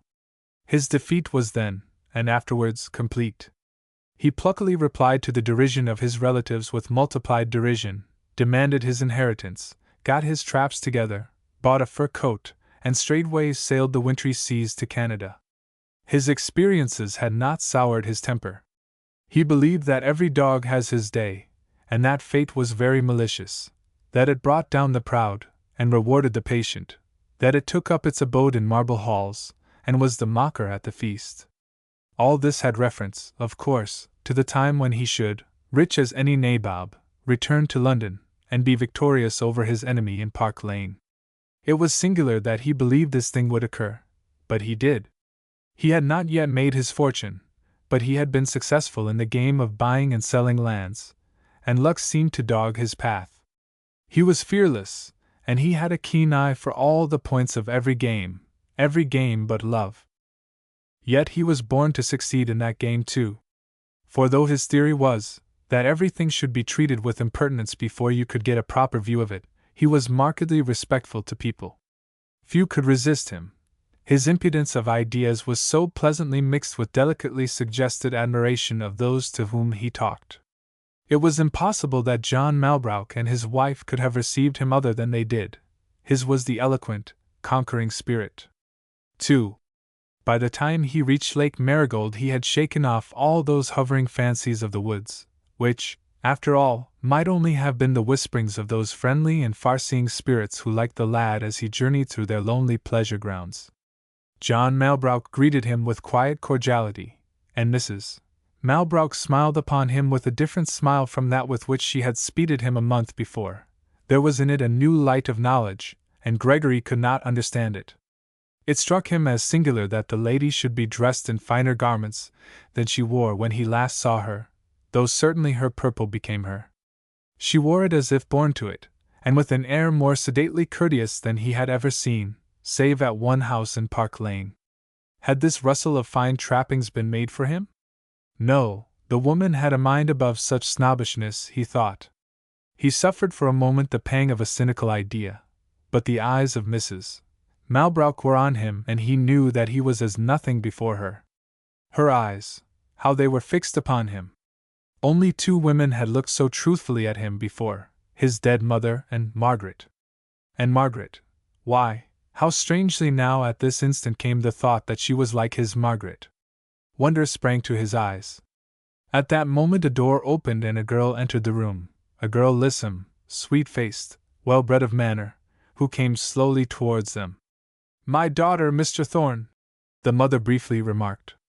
There was no surprise in the girl's face, only an even reserve of pleasure, as she held out her hand and said, "Mr. Gregory Thorn and I are old enemies." Gregory Thorn's nerve forsook him for an instant. He knew now the reason of his vague presentiments in the woods. He understood why, one night, when he had been more childlike than usual in his memory of the one woman who could make life joyous for him, the voice of a voyageur, not Jacques nor that of any one in camp, saying, "My dear love, she waits for me, none other my world is adorning. My true love, I come to thee, my dear, the white star of the morning. Eagles, spread out your wings, behold where the red dawn is breaking. Hark, 'tis my darling sings, the flowers, the songbirds awaking. See, where she comes to me, my love, ah, my dear love!" And here she was. He raised her hand to his lips and said, "Miss Carley, you have your enemy at an advantage. Miss Carley in Park Lane, Margaret Malbrouck here in my old home," she replied. There ran swiftly through the young man's brain the brief story that pretty Pierre had told him. This, then, was the child who had been carried away, and who, years after, had made captive his heart in London town. Well, one thing was clear, the girl's mother here seemed inclined to be kinder to him than was the guardian grandmother, if she was the grandmother, because they had their first talk undisturbed, it may be encouraged. Amiable mothers do such deeds at times. "And now pray, Mr. Thorn," she continued, "may I ask how came you here in my father's house after having treated me so cavalierly in London, not even sending a PPC when you vanished from your worshippers in Vanity Fair? As for my being here, it is simply a case of blind fate. As for my friends, the only one I wanted to be sorry for my going was behind earthworks which I could not scale in order to leave my card, or anything else of more importance, and being left as it were to the inclemency of a winter world I fled from." She interrupted him. "What? The conqueror, you, flying from your Moscow?" He felt rather helpless under her gay raillery, but he said, "Well, I didn't burn my Kremlin behind me." "Your Kremlin?" "My ships, then, they are just the same," he earnestly pleaded. "Foolish youth, to attempt to take such a heart by surprise and storm." "That is very interesting," she said, "but hardly wise. To make fortunes and be happy in new countries, one should forget the old ones. Meditation is the enemy of action. There's one meditation could make me conquer the North Pole, if I could but grasp it definitely." "Grasp the North Pole? That would be awkward for your friends and gratifying to your enemies, if one may believe science and history. But perhaps you are in earnest after all, poor fellow. For my father tells me you are going over the hills and far away to the moose yards. How valiant you are, and how quickly you grasp the essentials of fortune-making! Miss Malbrouck, I am in earnest, and I've always been in earnest in one thing at least. I came out here to make money, and I've made some, and shall make more, but just now the moose are as brands for the burning, and I have a gun sulky for want of exercise. What an eloquent warrior temper! And to whom are your deeds of valor to be dedicated? Before whom do you intend to lay your trophies of the chase? Before the most provoking but worshipful lady that I know. Who is the sylvan maid? What princess of the glade has now the homage of your impressionable heart, Mr. Thorne? And Gregory Thorne, his native insolence standing him in no stead, said very humbly, You are that sylvan maid, that princess. Ah, is this fair to me? Is it fair, I ask you? You really mean that about the trophies? She replied. And shall you return like the mighty Khans, with captive tigers and lions, led by stalwart slaves, in your train, or shall they be captive moose or grizzlies? Grizzlies are not possible here, he said, with cheerful seriousness. But the moose is possible, and more, if you would be kinder, Margaret. Your supper, see, is ready, she said. I venture to hope your appetite has not suffered because of long absence from your friends. He could only dumbly answer by a protesting motion of the hand, and his smile was not remarkably buoyant. The next morning they started on their moose hunt. Gregory Thorne was cast down when he crossed the threshold into the winter morning without hand-clasp or Godspeed from Margaret Malbrook, but Mrs. Malbrook was there, and Gregory, looking into her eyes, thought how good a thing it would be for him, if some such face looked benignly out on him every morning, before he ventured forth into the deceitful day. But what was the use of wishing? Margaret evidently did not care. And though the air was clear and the sun shone brightly, he felt there was a cheerless wind blowing on him, a wind that chilled him, and he hummed to himself bitterly a song of the voyagers. Oh, oh, the winter wind, the north wind, my snowbird, where art thou gone? Oh, oh, the wailing wind, the night wind, the cold nest, I am alone. Oh, oh, my snowbird! Oh, oh, the waving sky, the white sky, my snowbird, thou fliest far. Oh, oh, the eagle's cry, the wild cry, my lost love, my lonely star. Oh, oh, my snowbird! He was about to start briskly forward to join Malbrook and his Indians, who were already on their way, when he heard his name called, and turning, he saw Margaret in the doorway, her fingers held to the tips of her ears, as yet unused to the frost. He ran back to where she stood, and held out his hand. I was afraid, he bluntly said, that you wouldn't forsake your morning sleep to say good-bye to me. It isn't always the custom, is it? She replied, for ladies to send a very early hunter away with a tally-ho? But since you have the grace to be afraid of anything, I can excuse myself to myself for fleeing the pleasantest dreams to speed you on your warlike path. At this he brightened very much, but she, as if repenting she had given him so much pleasure, added, I wanted to say good-bye to my father, you know, and… She paused. And, he added, and to tell him that you have fond relatives in the old land who would mourn your early taking off, and therefore, to beg him, for their sakes, to keep you safe from any outrageous moose that mightn't know how the world needed you. But there you are mistaken, he said. I haven't anyone who would really care, worse luck. Except the dowager, and she, perhaps, would be consoled to know that I had died in battle, even with a moose, and was clear of the possibility of hanging another lost reputation on the family tree, to say nothing of suspension from any other kind of tree. But if it should be the other way, if I should see your father in the path of an outrageous moose, what then? My father is a hunter born, she responded. He is a great man, she proudly added. Of course, he replied. Goodbye. I'll take him, your love. Goodbye. And he turned away.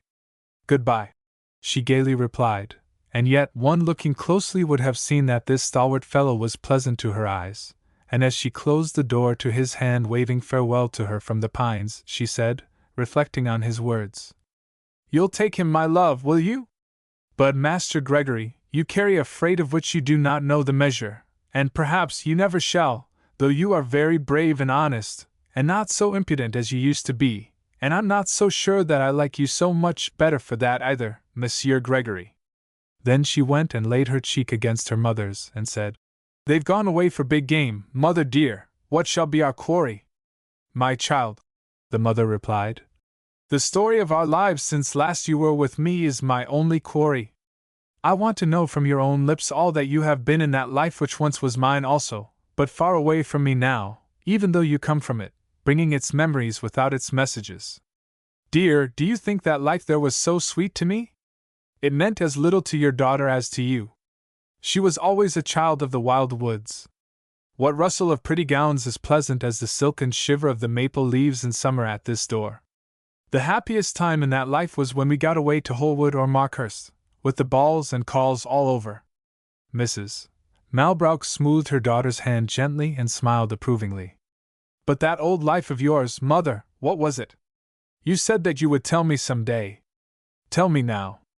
Grandmother was fond of me, poor grandmother. But she would never tell me anything. How I longed to be back with you.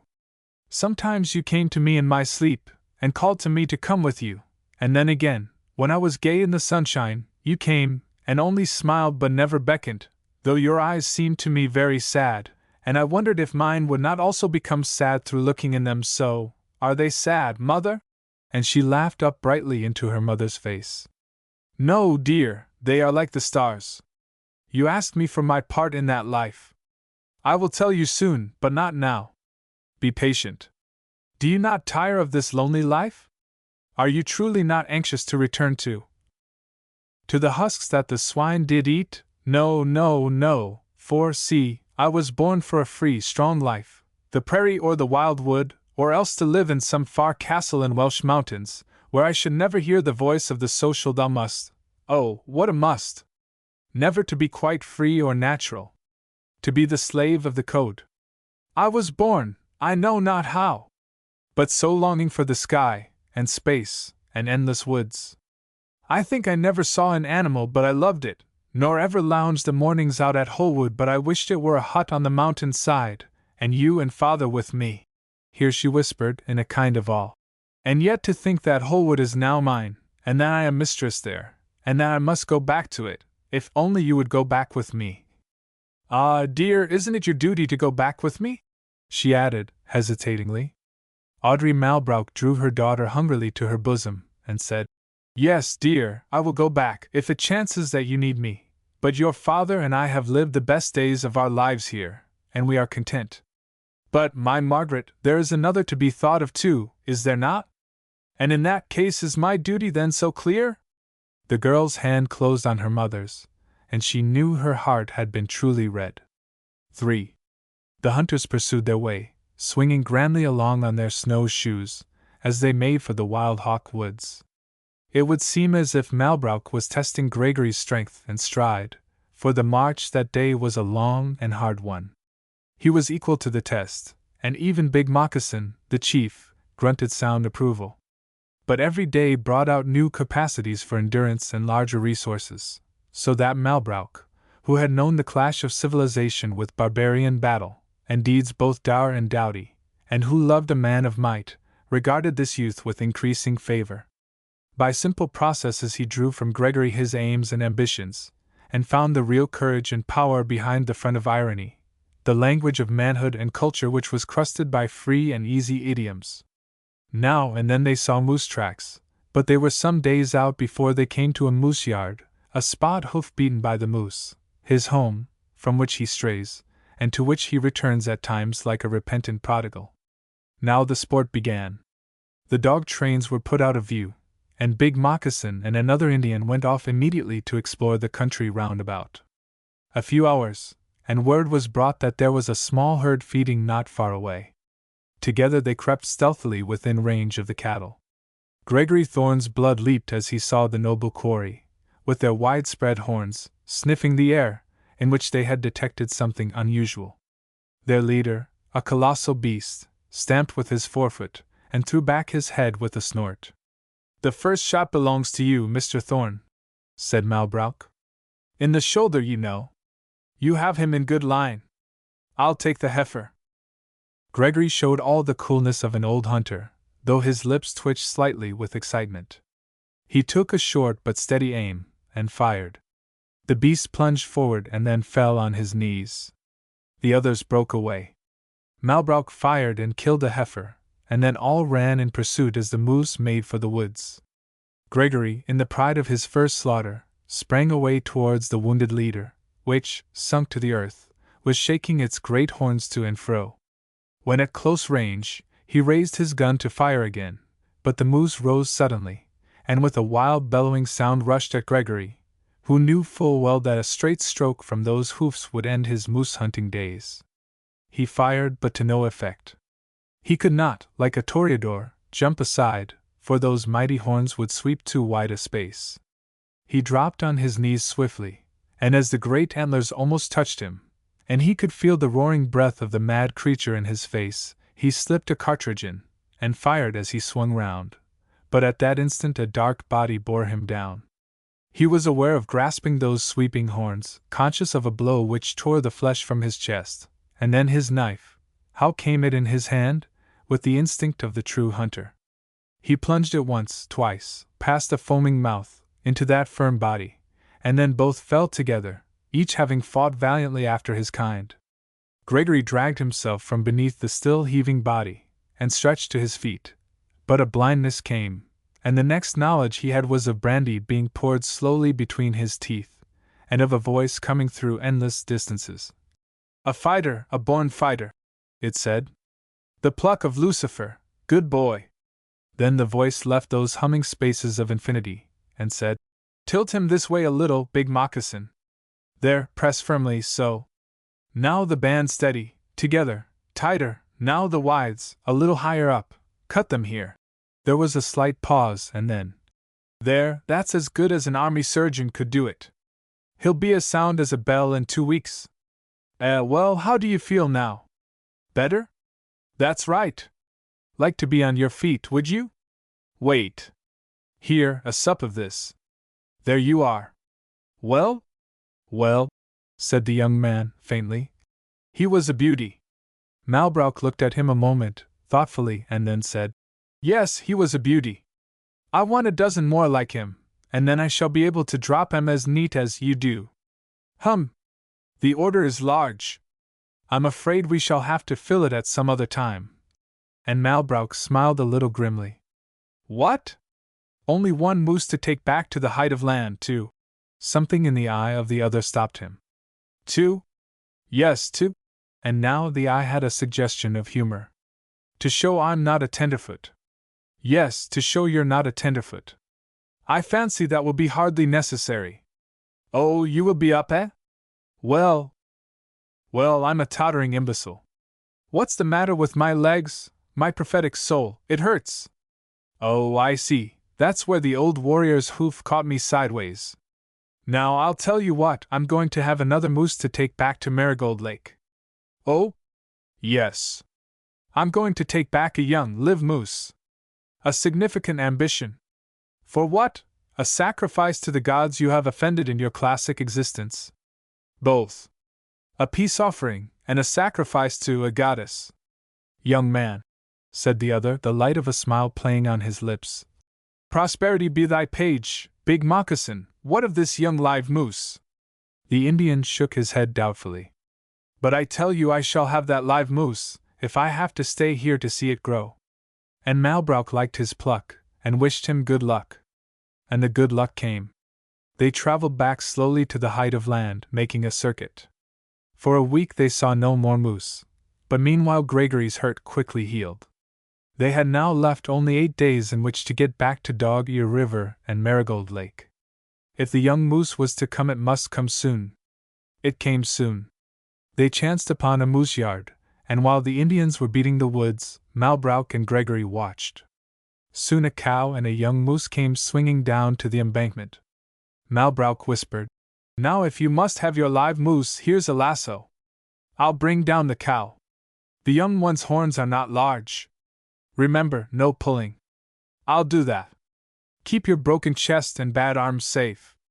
Now!" Down came the cow with a plunge into the yard dead.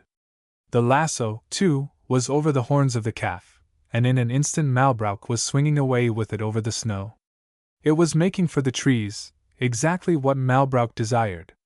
He deftly threw the rope round a sapling, but not too taut, lest the moose's horns should be injured. The plucky animal now turned on him. He sprang behind a tree, and at that instant he heard the thud of hoofs behind him. He turned to see a huge bull moose bounding towards him. He was between two fires, and quite unarmed. Those hoofs had murder in them. But at the instant a rifle shot rang out, and he only caught the forward rush of the antlers as the beast fell. The young moose now had ceased its struggles, and came forward to the dead bull with that hollow sound of mourning peculiar to its kind. Though it afterwards struggled once or twice to be free, it became docile and was easily taught, when its anger and fear were over. And Gregory Thorne had his live moose. He had also, by that splendid shot, achieved with one arm, saved Malbrook from peril, perhaps from death. They drew up before the house at Marigold Lake on the afternoon of the day before Christmas, a triumphal procession. The moose was driven, a peaceful captive with a wreath of cedar leaves around its neck, the humorous conception of Gregory Thorne. Malbrook had announced their coming by a blast from his horn, and Margaret was standing in the doorway wrapped in furs, which may have come originally from Hudson's Bay, but which had been deftly remanufactured in Regent Street. Astonishment, pleasure, beamed in her eyes. She clapped her hands gaily, and cried, "Welcome, welcome, merry men all!" She kissed her father, she called to her mother to come and see, then she said to Gregory, with arch raillery, as she held out her hand, "O, companion of hunters, comest thou like shock and Arden from dropping the trustful tear upon the prey of others, or bringest thou quarry of thine own? Art thou a warrior sated with spoil, master of the sports, spectator of the fight, prince, or pistol? Answer, what art thou?" And he, with a touch of his old insolence, though with something of irony too, for he had hoped for a different fashion of greeting, said, "All, lady, all! The Olympian all! The player of many parts! I am Touchstone, Jock, and yet Orlando too." "And yet Orlando too, my daughter," said Malbrook gravely. "He saved your father from the hoofs of a moose bent on sacrifice. Had your father his eye, his nerve, his power to shoot with one arm a bull moose at long range, so, he would not refuse to be called a great hunter, but wear the title gladly." Margaret Malbrook's face became anxious instantly. "He saved you from danger, from injury, father?" she slowly said, and looked earnestly at Gregory. "But why to shoot with one arm only?" "Because in a fight of his own with a moose, a hand-to-hand fight, he had a bad moment with the hoofs of the beast." And this young man, who had a reputation for insolence, blushed, so that the paleness which the girl now noticed in his face was banished, and to turn the subject he interposed. "Here is the live moose that I said I should bring. Now say that he's a beauty, please. Your father and I—" But Malbrook interrupted. "He lassoed it with his one arm, Margaret. He was determined to do it himself, because, being a superstitious gentleman, as well as a hunter, he had some foolish notion that this capture would propitiate a goddess whom he imagined required offerings of the kind. 'It is the privilege of the gods to be merciful,' she said. 'This peace offering should propitiate the angriest, cruelest goddess in the universe, and for one who was neither angry nor really cruel, well, she should be satisfied. Altogether satisfied,' she added, as she put her cheek against the warm fur of the captive's neck, and let it feel her hand with its lips. There was silence for a minute, and then with his old gay spirit all returned, and as if to give an air not too serious to the situation, Gregory, remembering his Euripides, said, "Let the steer bleed, and the rich altars, as they pay their vows, breathe incense to the gods. For me, I rise to better life, and grateful own the blessing. A pagan thought for a Christmas Eve," she said to him, with her fingers feeling for the folds of silken flesh in the throat of the moose. "But wounded men must be humored. And, mother dear, here are our Argonauts returned, and now I think I will go." With a quick kiss on her father's cheek, not so quick but he caught the tear that ran through her happy smile, she vanished into the house. That night there was gladness in this home. Mirth sprang to the lips of the men like foam on a beaker of wine, so that the evening ran towards midnight swiftly. All the tale of the hunt was given by Malbrook to joyful ears, for the mother lived again her youth in the sunrise of this romance which was being sped before her eyes, and the father, knowing that in this world there is nothing so good as courage, nothing so base as the shifting eye, looked on the young man, and was satisfied, and told his story well, told it as a brave man would tell it, bluntly as to deeds done, warmly as to the pleasures of good sport, directly as to all. In the eye of the young man there had come the glance of larger life, of a new developed manhood. When he felt that dun body crashing on him, and his life closing with its strength, and ran the good knife home, there flashed through his mind how much life meant to the dying, how much it ought to mean to the living, and then this girl, this Margaret, swam before his eyes, and he had been graver since. He knew, as truly as if she had told him, that she could never mate with any man who was a loiterer on God's highway, who could live life without some sincerity in his aims. It all came to him again in this room, so austere in its appointments, yet so gracious, so full of the spirit of humanity without a note of ennui, or the rust of careless deeds. As this thought grew, he looked at the face of the girl, then at the faces of the father and mother, and the memory of his boast came back, that he would win the stake he laid, to know the story of John and Audrey Malbrook before this coming Christmas morning. With a faint smile at his own past insolent self, he glanced at the clock. It was 11. "I have lost my bet," he unconsciously said aloud. He was roused by John Malbrook remarking, "Yes, you have lost your bet? Well, what was it?"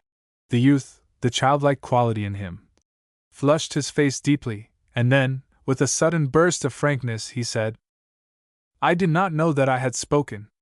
As for the bet, I deserve to be thrashed for ever having made it, but duffer as I am, I want you to know that I'm something worse than duffer. The first time I met you I made a bet that I should know your history before Christmas Day. I haven't a word to say for myself. I'm contemptible. I beg your pardon, for your history is none of my business. I was really interested, that's all, but your lives, I believe it, as if it was in the Bible, have been great, yes, that's the word. And I'm a better chap for having known you, though perhaps I've known you all along, because, you see, I've been friends with your daughter, and well, really I haven't anything else to say, except that I hope you'll forgive me, and let me know you always." Malbrook regarded him for a moment with a grave smile, and then looked toward his wife. Both turned their glances quickly upon Margaret, whose eyes were on the fire. The look upon her face was very gentle, something new and beautiful had come to reign there. A moment, and Malbrook spoke. "You did what was youthful and curious, but not wrong, and you shall not lose your hazard." "No, do not tell me," Gregory interrupted. "Only let me be pardoned. As I said, lad, you shall not lose your hazard. I will tell you the brief tale of 2 lives. But I beg of you. For the instant I forgot. I have more to confess." And Gregory told them in substance what pretty Pierre had disclosed to him in the Rocky Mountains. When he had finished, Malbrook said, "My tale then is briefer still. I was a common soldier, English and humble by my mother, French and noble through my father, noble, but poor. In Burma, at an outbreak among the natives, I rescued my colonel from immediate and horrible death, though he died in my arms from the injuries he received. His daughter, too, it was my fortune, through God's providence, to save from great danger. She became my wife. You remember that song you sang the day we first met you?